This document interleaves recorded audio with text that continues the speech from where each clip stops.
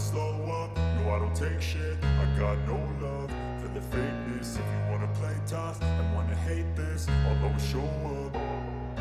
I don't ever slow up, no I don't take shit. I got no love for the fakeness. If you wanna play tough and wanna hate this, I'll always show up and make a statement. I don't ever. Hey team, hope you're all doing well. Today's video is about positive versus negative splitting a race. Which one works best and what's the better method between the two?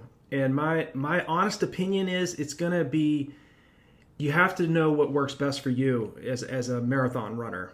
Okay, or if you're running shorter distances and you're trying to do a positive split. Positive split basically means you're running the first half of your race faster than you're running the second half. And negative splitting is the opposite. You're running the second half of your race faster than you're running the first half.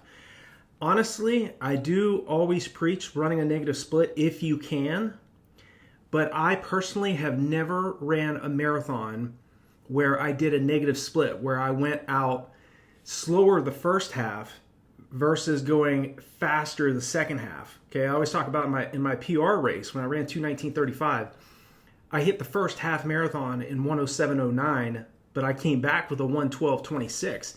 And I was looking back at a couple, just for examples, a couple examples of my past races, and the 2:26:42 I ran at the 2011 Monumental Indianapolis Marathon. I hit the first half in 1:10:08, and I came back with a 1:16, about a 1:16:20 something for the second half.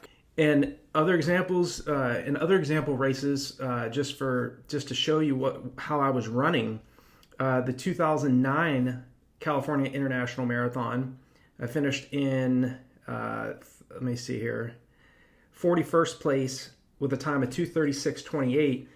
I was at 1:08:32 through the half marathon, hit the 20-mile mark in 1:50:29, and that 1:50:29, that's 5:31 mile pace, or 2:24:30 marathon pace, but I ended up running 2:36.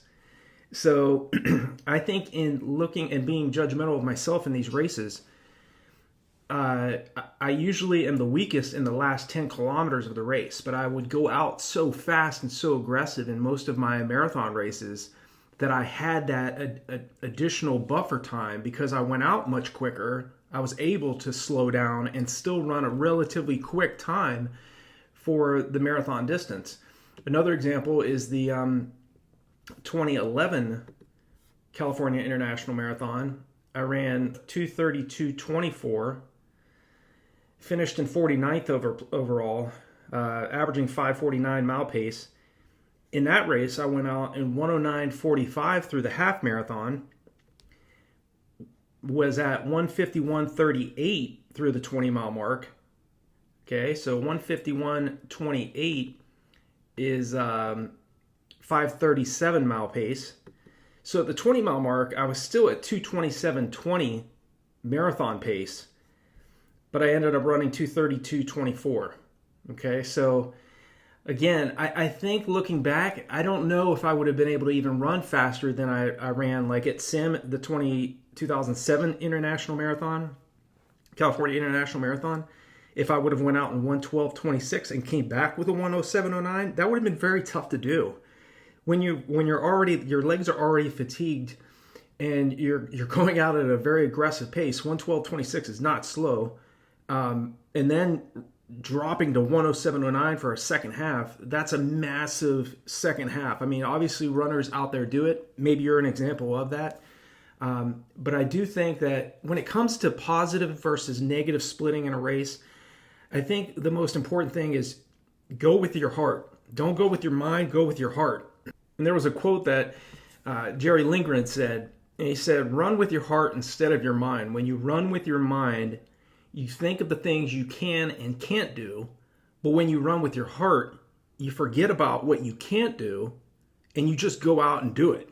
And I really do like that mindset, to be honest with you. In the marathon distance, and even in my half marathons, in my 10-mile races, I ran 10 miles in 50:54. I ran a half marathon 1:07:06 in Philadelphia. In those particular races, again, I ran the first half very aggressive in those races. I held on for dear life in the second halves. And looking back, I just don't know. I don't know if I would have ran any faster if I would have went out a little bit more conservative and then tried to pick up the pace in the second half. My nephew Brock is another example of the type of runner that just goes out and just goes for it from the start. And, if he dies, he dies. And it's the same with my own races. I mean, I really just kind of go for it. If you've done the work, if and only if you have done your homework in training and you have that capacity to pick up the paces or to sustain a relatively fast pace in the second half of your race by doing a positive split versus a negative split. And there are runners out there, and again, you might be an example of that go out much more conservative and are able to pick up the pace in the second half of their races. And I think that definitely does work for so many runners out there. And in the marathon, especially that particular distance, I've never been able to do a negative split. Looking back at all my races from like back at the 2002 probably the 2002 New York City Marathon, my debut marathon, that might have been the only race that I did a negative split on because I was forced to start in last place. We started in 32,189th place, and we weren't allowed to start the race until every runner had crossed the start line. And then Chase Manhattan Bank was donating $1 for every runner we passed. So I do remember that race. My first mile was 16 minutes. I ran 2:43.36 was my chip time, the time that when I started to cross the start line and cross the finish line. That was my chip time. My net time was like 2:51.29.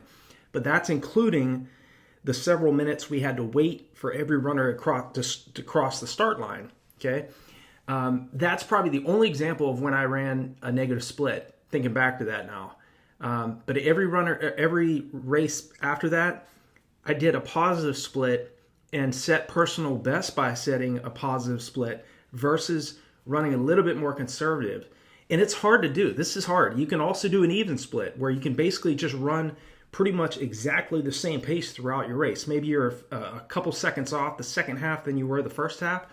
There are a lot of runners out there that do that as well. I think that's a good strategy as well. I don't know if there's any perfect strategy because there's always things we can do in our races better. We can if we went out and set a huge personal best, even when I ran 2:19, I was saying to myself, man, I could have ran like 2:15 or 2:16 if I would have just held on for a little bit better in that last 5 kilometers.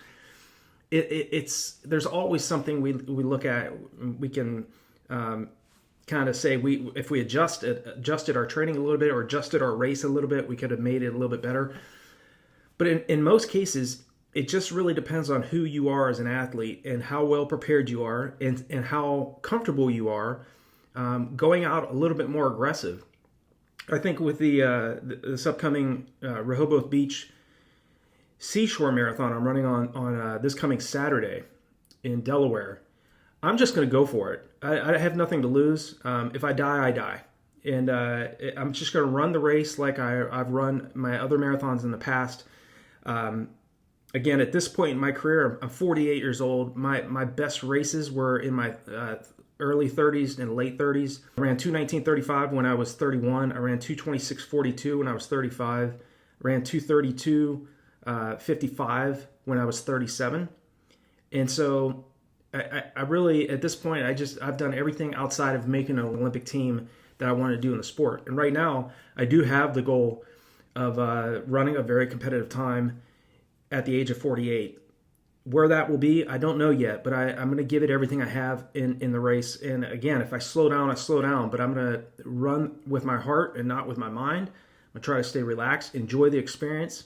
That course out there looks flat and great competition.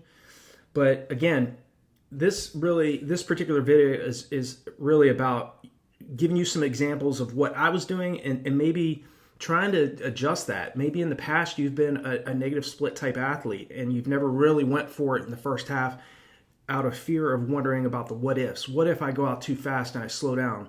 What if I go out too slow and I'm not able to pick up the pace? There's so many what ifs. Sometimes we have to think about Jerry Lindgren's quote.